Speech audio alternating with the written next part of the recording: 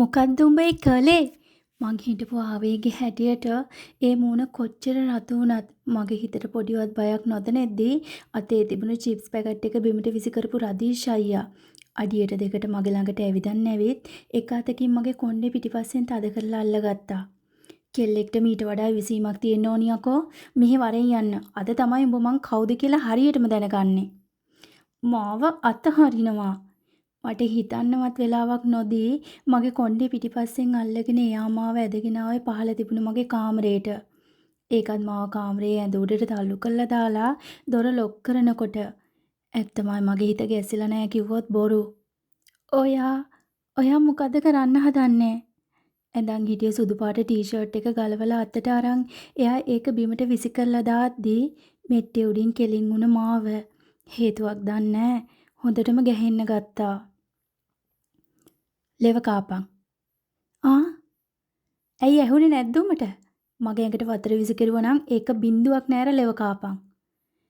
මං ගහපු වතුර භාජනයේ මූණට වැදිලා ඇඟ පුරාම පහළට බේරලා තියෙනකොට තෙමුනේ සුදු පැපුවත් ඇස් වලින් පෙන්නන ගමන් එයා කිව්වේ මට මූණේ පපුවේ ගෑවිලා තියෙන වතුර දිවෙන් ලෙව කන්න කියලා. හේත් දෙයියනේ මං කොහොමද එහෙම කරන්නේ? අනික ලොකු අයියට පිස්සුද? මට ඒ වගේ දේවල් කරන්න කියන්නේ? මොනාද ඔයා කියන්නේ? ප්ලීස් මට යන්න දෙන්න. මට තරහ ගියා. තියෙන වැඩ මදිවට මගේ වැඩ දෙක කරලා රෑ කෑම වේලත් මට නැති කළාම තවත් ඉවසන්නද කියන්නේ? ඔව්. ඇයි ඔයා හිතුවේ මම රහත් වෙලා කියලාද? මාත් මිනිස්සෙක් දෙයියනේ මිනිස්සෙක්. කොටින්ම ඔයාගේ නැන්දගේ කට කැටිච්ච කතා අහගෙන මං තාමත් මේ ගෙදර හැම වැඩක්ම කරනවා. ඒකත් මගේ අතින් පුංචිම පුංචි හරි වරදක් වුණත් ඔයා මගෙන් වැඩියෙනුත් වැඩ ගන්නවා. මට කියන්න මං අද ඔයාට කරපු වරද මොකක්ද? ඇයි නැන්දට අර එහෙම බොරුවක් කිව්වේ? මං පරක්කුනේ උඩට වෙලා මුකුරු කර කර හිටපු නිසා නෙවෙයිනේ. ඔයා තමයි මට එන්න නොදී රූම් එකේ තියාගත්තේ. ඒ මදිවට පැයකට කලින් අතු කාපු සාලේ බොරුවට වැලි පෑගෙනවා කිව්වා. තව කිචන් එකට ඇවිත් හැම තැනම චිප්ස් පැකට් එක කුඩු කරලා දානකොට මං කොහොමද දෙයියනේ මේවා ඉවසන්නේ? ඔයාලට මාව කරදරයක් නම් මට මෙහෙන් යන්න දෙන්න. ඇයි මාව මේ ගෙදර හිර කරගෙන තියාගෙන ඉන්නේ? මට බෑ මෙහෙම ජීවත් වෙන්න. මට බෑ දෙයියනේ. මට මතක ඇති කාලෙක මන් මේ ගෙදර ගේට් එකෙන් තනියම එළියට ගිහින් නෑ. ඉස්කෝල් යන කාලෙත් ගෙදර වාහනෙන් එළියට ගිහින් ආයෙමත් ගෙදර ආවා විතරයි. ගේට් එක ළඟ ඉන්න සිකියුරිටි එක්ක මට පැනලා යන්න තියා හිතන්නවත් බෑ. ඒ ඇරෙන්න නැන්ද එක්ක ගෙදරට බඩු ගේන්න එළියට යනවා විතරයි. ඉතින් මෙහෙම ජීවිතයක් මොකටද කියලා හිතිලා මං අත් දෙකෙන් ඔලුවත් අල්ලගෙන හොඳට මඩන්න ගත්තා. අඬලා බේරෙන්නද හදන්නේ තමුසේ? හිතනවාද මගේ හිත උණු වෙයි කියලා? දොරට ඉස්සරින් හිටගෙන අත් දෙකත් බොටම් එකේ සාක්කුවට දාගෙන ගමන් හිතක් පපුවක් නැති ගානට රදීෂ් අයියා මගෙන් එහෙම අහනකොට මගේ මූණ ඇඳුනේ නෝක්කාඩු හිනාවක් විතරයි. නෑ. තමුසේ මොන වගේ දුෂ්ට මිනිහෙක්ද කියලා චූටි කාලේ ඉඳන්ම මං හොඳට දන්නවා. කොහොමත් වැඩි දවසක් නොයා තමුසෙම මාව මේ වහලේ හැටි ඉඳන් විනාශ කරලා දායි. දැනුත් තමුසේට ඕනි ඒකනේ. ඇයි බලන් ඉන්නේ? එනවා. ළඟට ඇවිත් මාව නැති කරලා දානවා. එනවා. මුල් ටික උගුරෙන් වගේ කිව්වත් අන්තිම වචන ටික මුළු කාමරේටම ඇහෙන්න මං සද්දෙට කෑ ගහලා කියනකොට තවත් කේන්ති ගත්තේ ඇස් මල් ළඟ නවතින්න වැඩි වෙලාවක් ගියේ නැහැ. චටාස් තමුසේ මා හිතක් පපුවක් නැති මිනිස්සෙක්. ඇයි එකපාරක් ගහලා නතර වුනේ? තව ගහනවා මට. ගහලා මාව මරලා දානවා ඉතින්. හේක හුස්මක් උඩට ගන්න වෙලාවක් ඉතිරි නොකර ළඟට ආව සැනින්ම මගේ කොණ්ඩෙන් ඇදලා අරන් එයා මට ගහපු කම්මුල් පාරට ආයෙමත් මාව මෙට්ටිය උඩට වැටුණා. ඒකයි මං හිතේ දුකටත් එක්ක පුපුරු ගහන කම්මුලත් අල්ලගෙන අඬන ගමන් තවත් හයියෙන් කෑ ගැහුවේ. කට වහගනින්. තව එක වචනයක් කියපන් බලන්න. මට චරිත සහතික දෙන්න ඔබ මං ගැන මොනවද දන්නේ මේ? කියපන්. ඔබ මොනවද මං ගැන දන්නේ? එයා ඉන්නේ කොයිතරම් කේන්තියේද කියලා රතුණු මූණත් එක්ක වෙවුලන මස් පිඩු වලින් මට ඕනාවටත් වඩා තේරෙද්දී රදීෂ් අයියා පහළට නැවිලා මගේ අත්බාහුව දෙකෙන් අල්ලගත්තා. ඒත් කවදාවත් නැතුව එයා මට එමී කියලා කතා කරනකොට තත්පර ගානකට හරි මගේ හිත ගැස්සලා ගියේ නෑ කිව්වොත් බොරු. ඒකයි මං කඳුළු පින්නු ඇස් වලින් එයාගේ මූණ දිහා බලන් හිටියේ. මගේ කනට ඇහෙන ඇස් වලට දකින දේවල් හොඳටම ඇති. ඔයා මොන වගේ කෙනෙක්ද කියලා මට තේරුම් ගන්න. වැඩි ඕනි නෑ. දැනුත් ඔයා ඒකමයි කරන්නේ. මාව කාමරයේ ඇතුලේ හිර කරන් මට ඔයාගේ ඇඟලෙව කන්න කිව්වේ මොන හිතකින්ද? මන්න එහෙම කරනකොට දැනෙන්නේ වගේ ඉන්න තරම් ඔය යෝධයන්ග ඇතුලේ තියෙන ඇට මස් ලේන හරි සිල් රකී කියලා ඔයා හිතනවද? ඊට පස්සේ මොනවා වෙයිද කියලා මට හිතා ගන්න පුළුවන්. දෙයියනේ මට කියලා ඉතුරු වෙලා තියෙන මගේ ආත්ම කරුත්තේ විතරයි. ඒකත් හිතක් පපුවක් නැති ගානට වනසන්න එනකොට කොහොමද මං බලන් ඉන්නේ? ඔයා හිතනවද ගහපු කම්මුල් පාර මට දරා ගන්න පුළුවන් කියලා? නෑ. අදත් නෑ, එදත් නෑ අයියේ. මට ගොඩක් රිදුනා. දැනුත් රිදෙනවා. ප්ලීස් පොඩි හරි අනුකම්පාවක් තියෙනවා නම් දැන් මෙතනින් යන්න. නැන්දා කිචන් එක හැඩි වෙලා තියනවා දැක්කොත් මටත් හෙටත් බඩගින්නේ තමයි ඉන්න වෙන්නේ. දෙයියන්ගේ නාමයෙන් මෙතනින් යන්න ලොකු අයියේ. හිත කීරි ගහිලා යන තරම් වේදනාවක් එක්ක මං අත් දෙකම එකතු කරලා ලොකු අයියට වැන්දේ. තවත් එයා එක්ක ඔට්ටු වෙන්න හයියක් තිබ්බේ නැති නිසා. දුරේ ඉඳන් බලනකොට හදේ හාවෙක් ඉන්නවා කියලා පේනවා එමි. ඒත් ඇත්තටම හදේ හාවෙක් නෑ. හැබැයි මිනිසු නැති දේවල් හිතේ මවා ගන්නවා. හරියට තමුසේ වගේ. මං කතා කරලා ඉවර වෙනකම්ම එයා මගේ මූණ දිහා බලන් ඉඳලා මගේ අත්බාහුව දෙක අතහැර අඩියෙන් අඩිය පස්සට ගිහින් දොර දිහාවට හැරුණා. ඒත් මට පිටුපහල උගුරෙන් වගේ කියනවා වුණේ ඒ වචනවල ගැඹුරක් හිතා ගන්න බැරුව මෙට්ටි උඩ ඉඳගෙන මං රදීෂ් අයියා දොර ඇරන් එළියට යන දිහා බලන් කල්පනා කළා. ඒත් අහස උසටම මට ගෙදර වැඩ තියෙන නිසා හිතේ හැටියට කල්පනා කරන්නවත් වෙලාවක් නැති වෙද්දී අත් දෙකෙන් මැස්සල කඳුළු පිහදගත්ත මන් ආයෙමත් ඇඳෙන් නැගිටලා කන්නාසි මේසෙ ළඟට ඇවිදගෙන ආවා. හැංගිලි පාරවල් 4ක් මගේ සුදු කම්මුලේ හිටලා තියෙනකොට එදා වගේම මං කණ්ණාඩි ඉස්සරහට ඇඟිලි තුඩු වලින් මගේ කම්මුල අල්ලලා බැලුවා. ඒත් ඒ ස්පර්ශවත් දරා ගන්න බැරි තරමටම මගේ කම්මුල ඇඳුම් කනවා. ගෙදර වැඩපල කරලා මගේ සිනිදුවත් ගොරෝසු වෙලා තිබුණට යකඩ අතකින් පාරක් කන්න තරම් හයියක් තියෙන මහ ගෑණියෙක් නෙවෙයි මම. ඒත් ඇයි ඒක ලොකු අයියට හිතන්න බැරි උනේ? කොහොමද හිතක් පපුවක් නැති ගානට යා මට එහෙම අත උස්සන්නේ? වෙනස කාලේ විතරයි. එදා වගේම අදත් මට මං විතරයි. හඩුම තරමේ එක්සෑම් හරි පාස් වෙලා තිබුණා නම් මේ හැමදේම දාලා මං එළියට ගිහින් ජොබ් එකක් හොයාගන්නවා. හේත් සුදුසුකම් නැතුව මේ කොළඹ අහස යට ගෑණියෙක්ට උරුම ගණිකා මඩම් විතරයි කියලා මං හොඳටම දන්නවා.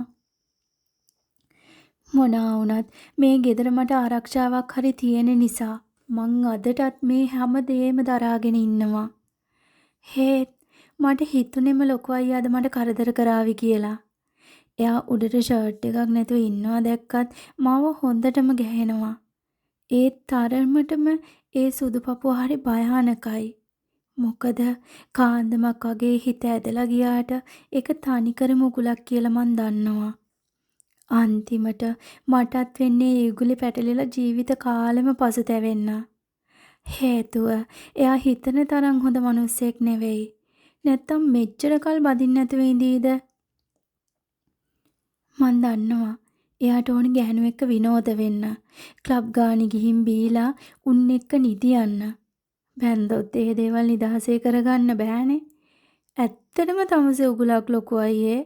දෙවිය දූපු ලස්සන රූපෙන් ගෑනුන්ව වශී කරවලා ළඟට ගන්නවා.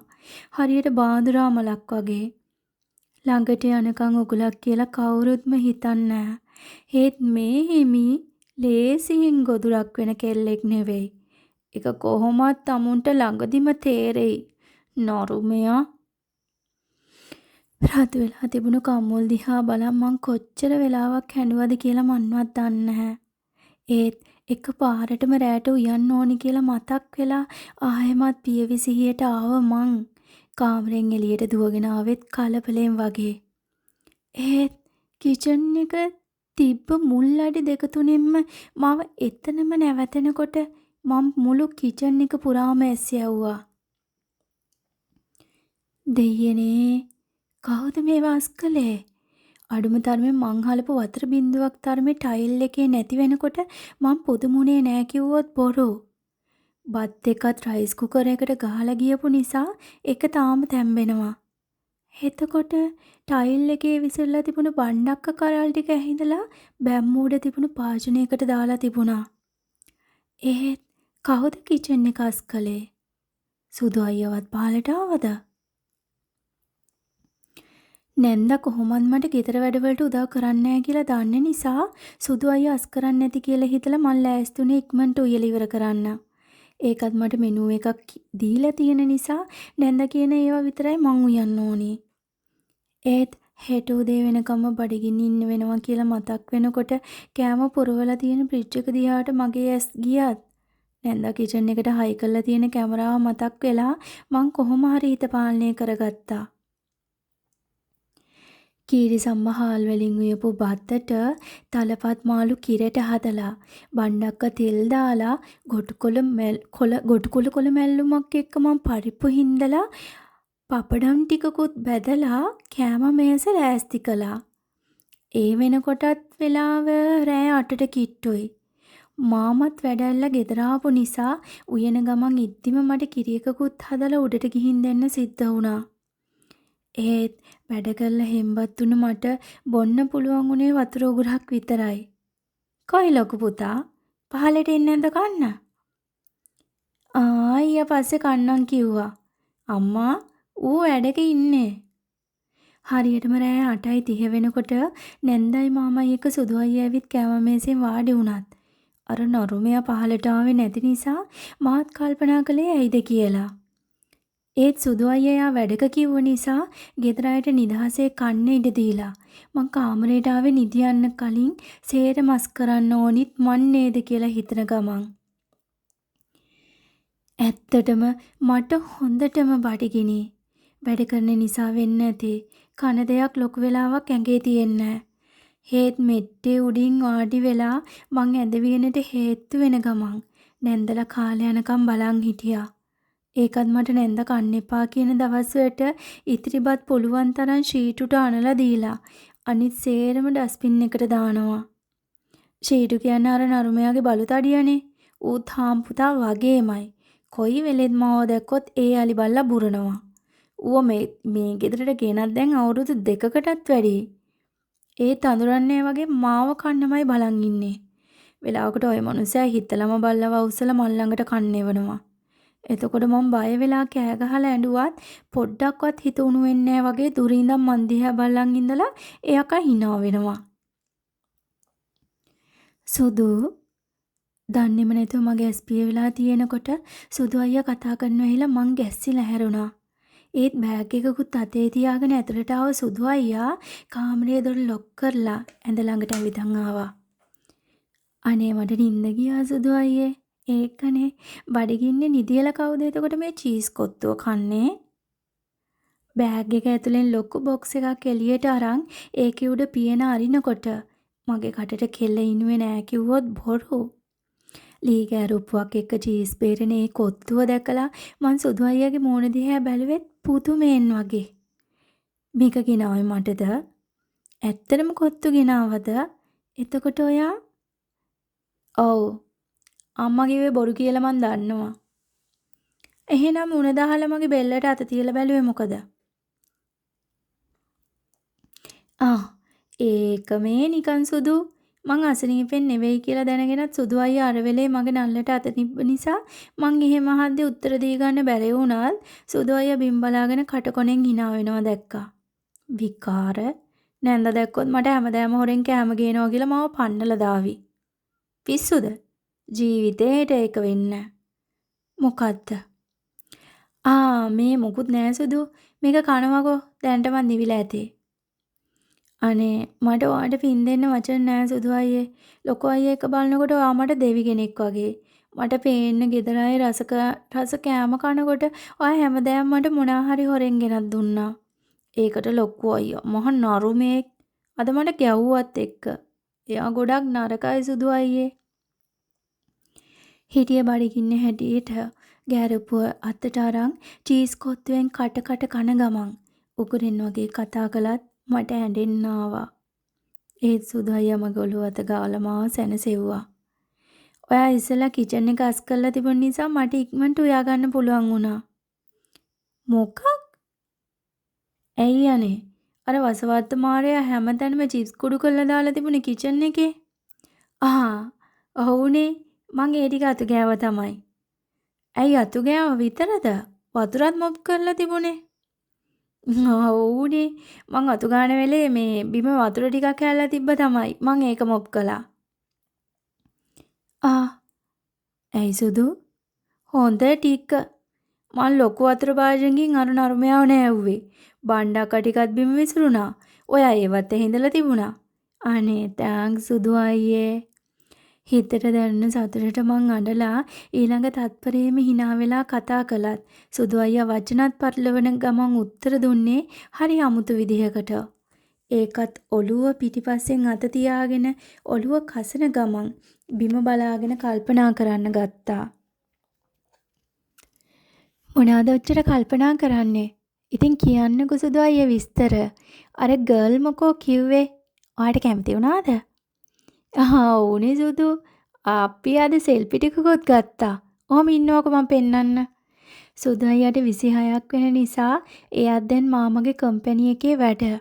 ඉතින් මාසෙක ඉඳන් කෙල්ලෙක් ගැන මාත් එක්ක නිතරම කියවෙනවා. ඒකයි මං අහලා බැලුවේ. ෂෝක්නේ. කෝ බලන්න මාත් ඒ කෙල්ලව බලන්න තිබ්බ ආසාවට සුදු අයියා ෆෝන් එක අත්තට අරන් පෙන්නපු ෆොටෝස් මම බලන්න ගත්තා. ඒකත් මගේ එක අතකට ෆෝන් එක අරන් චීස් කොත්තුවෙනුත් කටක් කන ගමන් ගහපු සෙල්ෆි ටික ආසාවෙන් බලන අතරතුර නැන්දා කතා කරනව ඇහුණ නිසා සුදු අයියා මගේ ඔළුවටත් තට්ටුවක් දාලා කාමරෙන් එළියට ගියා. කෙල්ල කෑවද බං? ඒත් සුදු අයියා එළියට ගිහින් විනාඩියක් යන්නේ නෑ. ස්ක්‍රීන් එක උඩින් මැසේජ් එකක් එනවා දැක්කම අයියා කියලා සේව් කරලා තිබුණ නිසා ඒක කාගෙන්ද කියලා හොයාගන්න මට වැඩි වෙලාවක් ගියේ නෑ. ඒකත් වෙවුලපු මගේ ඇඟිලි ටික මැසේජ් එක උඩ තියෙනකොටම WhatsApp chat එකත් ඔටෝම ඕපන් වුණා. හැත්තමයි ඉන්නිහාට මං chat එකේ දැකපු දේවල් වලට මගේ අතේ තිබුණ ගෑරප්පුවත් බිමට වැටෙත්තේ. මගේ පපුව පුදුම තරම් වේගකින් ගැහෙන්න ගත්තා.